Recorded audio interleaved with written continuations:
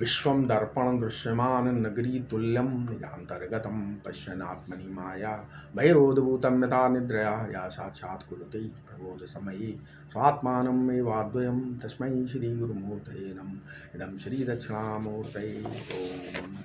इस वीडियो में क्या करना है, 88 श्लोक हो गए थे, इसमें 89 श्लोक, योग वासिष्ठ सार का 89 श्लोक, 89 क्या है, चित्तम कारणम अर्थानाम तस्मिन् सति जगत्त्रयम् तस्मिन् क्षीणे जगत क्षीणम चिकित्सयम प्रयत्नतः।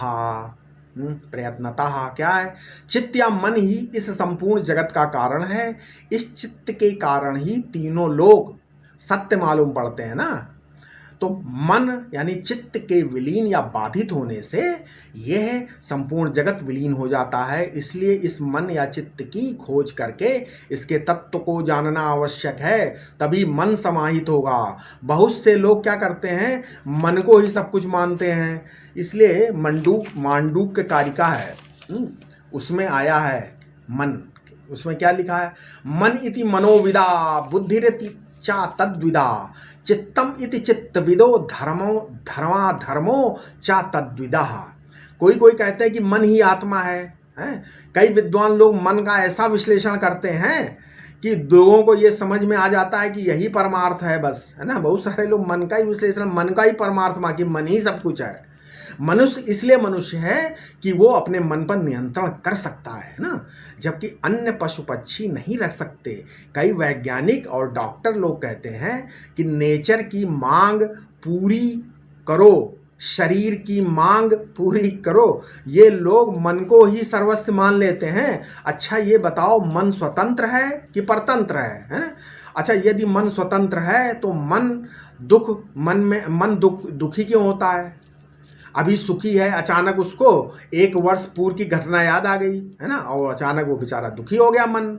तो मन क्या हो गया, परतंत्र है, अनात्मा है, करण है, एक औजार है ना। तो मन दृश्य है। मन बहुत सी इच्छाएं करता है और इसका कर्ता एक मैं है। ये मैं भी कर्तापन को छोड़कर सुसुप्ति में आनंदमय पुरुष के रूप में रहता है, और वो भी अविद्या को छोड़कर साक्षी पुरुष के रूप में रहता है। मन परमार्थ नहीं है, दिए की तरह है, औजार है। इसलिए अपने आप के बारे में जानो। मन की जानकारी व्यर्थ है ना, मन की जानकारी व्यर्थ है। समर्थ गुरु रामदास जी ने रामायण लिखी, ठीक है ना। तो उन्होंने लिखा कि अशोक वाटिका में श्वेत कमल खिले हुए थे, है ना। और जब हनुमान जी को ये सुनाया तो हनुमान जी बोले कि नहीं, लाल कमल खिले हुए थे। तो दोनों में विवाद हो गया कि भाई वो समर्थ गुरु रामदास बोले सफ़ेद खिले थे, हनुमान जी बोले नहीं मैं वहाँ था, लाल खिले थे। तो निर्णय के लिए चलो भाई सीता माता से पूछ लेते हैं। तो हनुमान जी ने कहा माता, तो सीता जी ने कहा कि नहीं हनुमान, श्वेत कमल ही थे। हनुमान जी ने कहा माता मैंने तो अपनी आंखों से देखा था।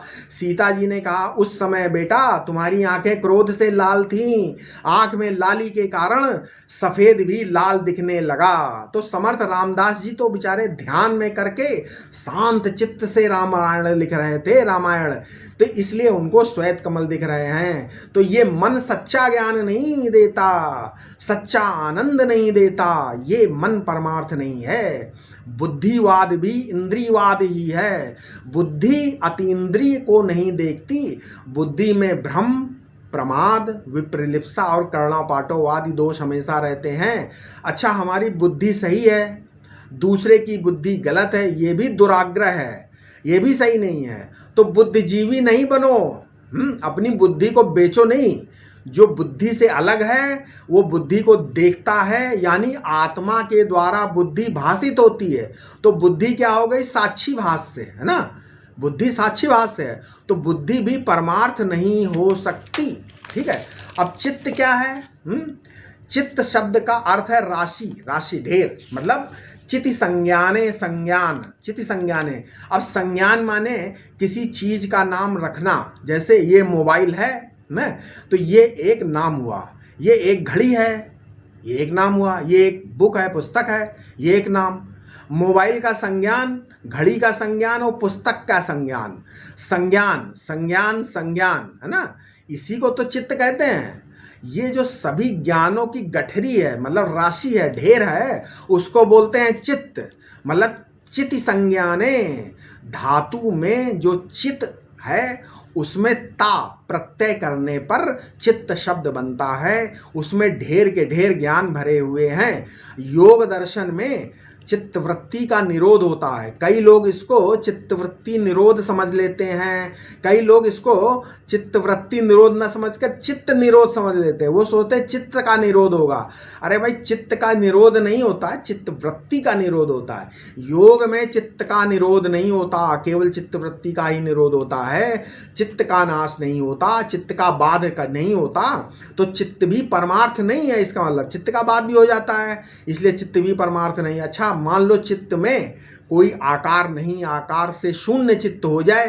अच्छा, मान लो चित्त में कोई आकार नहीं है और आकार से शून्य चित्त हो गया, तो क्या शून्य चित्त का नाम आत्मा है?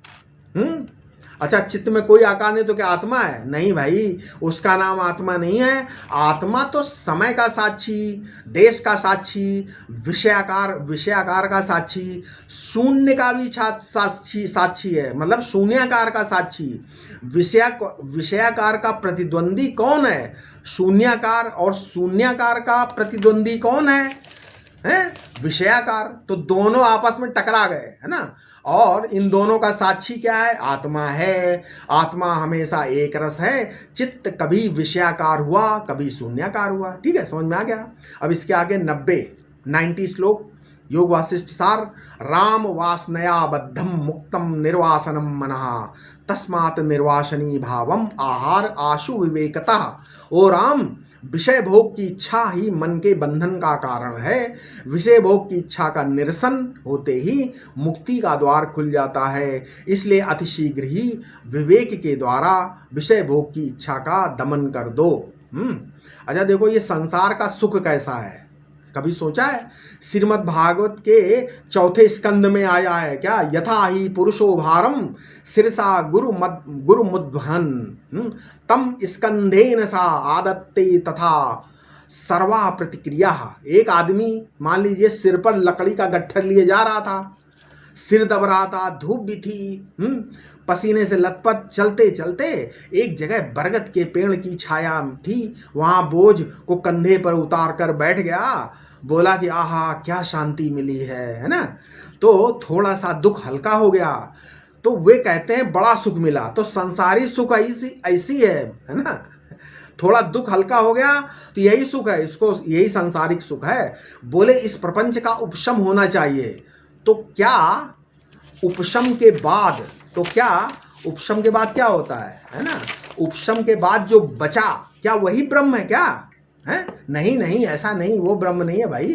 प्रपंच का उपशम तो बौद्ध सिद्धांत में भी माना जाता है। बौद्ध कहते हैं कि दिया बुझ गया, है ना। बस वो इतना ही है कि दिया बुझ गया बस। लेकिन वेदांती कहते हैं नहीं, दिया तो बुझ गया लेकिन सूर्योदय हो गया। दोनों में अंतर समझो क्या। वे कहते हैं बौद्ध, निर्वाण बत्ती नहीं रही, तेल नहीं रहा, दिया नहीं रहा, ये अहम शांत हो गया। तो जो विज्ञान की धारा बह रही थी उसका उच्छेद हो गया। वेदांत कहता है ठीक है, दीपक तो बुझ गया लेकिन सूर्योदय हो गया, मतलब अधिष्ठान सूर्य का उदय हो गया। आकाश का अभाव नहीं है, चिदाकाश रह गया, स्वयं प्रकाश रह गया, बच गया। तो बौद्ध लोग इसीलिए 4 प्रकार का निर्वाण मानते हैं। क्या? निर्वाण, महानिर्वाण, परिनिर्वाण और अति निर्वाण। वैसे वैष्णव लोग भी 4 प्रकार की मुक्ति मानते हैं। सालोक्य मतलब भगवान के लोक में रहकर, और सामीप्य मतलब भगवान के सानिध्य में रहना, और सारूप्य है ना, भगवान के समान रूप को प्राप्त करना, और सायुज्य मतलब भगवान के सादृश्य ऐश्वर्य को प्राप्त करना। ये 4 है मुक्ति, सालोक्य, सामीप्य, सारूप्य और सायुज्य। ये वैष्णव संप्रदाय में 4 प्रकार की मुक्तियों का वर्णन है। हम बौद्धों के निर्वाण की बात कर रहे थे ना अभी। तो निर्वाण 4 प्रकार का होते ही 4 प्रकार निर्वाण बताया, निर्वाण, महानिर्वाण, परिनिर्वाण और अति निर्वाण। और ये 4 प्रकार का हो गए होते ही वो शून्य प्रतियोगी हो गया कि नहीं हो गया? माने शून्य नहीं रहा अब ना। शून्य में तो 4 प्रकार होते ही नहीं। वो तो शून्य का दुश्मन हो गया, अपोजिट हो गया, क्योंकि उसमें प्रकार चतुष्टय हो गया। नहीं, यहाँ मैं बौद्ध धर्म का खंडन नहीं कर रहा हूं। मैं आपको बता रहा हूं, दोनों को समझो, है ना, दोनों में फर्क है ना। इसलिए नहीं बता रहा हूं कि मैं आपको दूसरे धर्मों का मैं दूसरे धर्मों का विवेक बता रहा हूं आपको, ठीक है। जैसे प्रपंच, संस्कृत में पंच शब्द है ना, उसके दो अर्थ होते हैं, एक विस्तार के अर्थ में पच विस्तारे, और दूसरा दीप्ति अर्थ में, पांच गिनती के अर्थ में भी, जैसे पंचानन शेर को भी बोलते हैं, शेर। तो क्या शेर के 5 मुख होते हैं? नहीं, यहां अर्थ है फैला हुआ मुख वाला। पंचानन माने फैले हुए मुख वाला, पच विस्तारे, है ना, शेर है। लायन का मुख क्या फैला हुआ, इसलिए उसको पंचानन बोलते हैं। शंकर जी को भी पंचानन बोलते हैं, क्योंकि वो भव रूप हैं, वे 5 ज्ञानेंद्रियों के द्वारा विषयों को ग्रहण करते हैं। प्रपंच माने क्या? देश काल वस्तु के रूप में फैला हुआ है, ठीक है, वो प्रपंच है, ठीक है। और उसकी उपशांति जिसमें है, माने जिस अधिष्ठान आत्मा में ये प्रपंच बिल्कुल है ही नहीं, द्वैत रहा ही नहीं, है ना। वेदांत उस वस्तु को बताता है जो संपूर्ण विकल्पों से निष्क्रांत प्रपंच की उपशांति का अधिष्ठान, द्वैत की कल्पना से रहित ऐसा अद्वैत तत्व है। ऐसा जानना बहुत बड़ी चीज है, बड़ी विलक्षण विद्या है वेदांत। इसको आप किसी ऐसे पढ़कर, कई बार हमने बताया, इसको पढ़कर नहीं जान सकते। इसके लिए आपको ब्रह्मज्ञ गुरु, ऐसे वैसे गुरु, आचार्य गुरुओं से नहीं जो आजकल है, जो वेदज्ञ है या ब्रह्मज्ञ गुरु है, ऐसे आचार्य के पास जाकर समित पाणी होकर उसके पास बैठकर उससे वेदांत का श्रवण करोगे, है ना। और उसके साथ ये समदम संपत्ति भी जरूरी है, समदम, षट संपत्ति आदि उसमें भी उपरति है। अगर आपके पास समदम सत्य नहीं है तो आपको ये ब्रह्म ज्ञान, ये कोई भी ज्ञान पचेगा नहीं, है ना। ये तो वैसे ही है जैसे आजकल योग लोग सिखा रहे हैं ना, आसन प्राणायाम ब्रह्मचर्य, आसन प्राणायाम, है ना, धारणा ध्यान समाधि, इसमें क्या है, सीधे योग, बाकी न सत्य बोलना न हिंसा का कोई पालन नहीं कर, तो वो क्या, वो अष्टांग योग नहीं है, हम बोलते हैं क्या है, वो विकलांग योग है। वो योग पचेगा नहीं, ऐसे ही ज्ञान पचेगा नहीं। अगर आप झूठ बोलोगे, व्यभिचार करोगे, बोलो महात्मा जी हमको श्रवण करा दो, तो वो ज्ञान आपको पचेगा नहीं, ठीक है। इसलिए इसमें भी समदम उपरति, खट संपत्ति है भाई। इसकी पहले अधिकार प्राप्त करो, फिर योग्य गुरु के पास जाकर श्रवण करो, तब आपको ये ज्ञान पचेगा, ब्रह्म ज्ञान। अदरवाइज ये नहीं पचेगा, ठीक है। इसके आगे हम अपने अगले श्लोक, अगले वीडियो में बताएंगे, ठीक है। ओम शांति शांति शांति।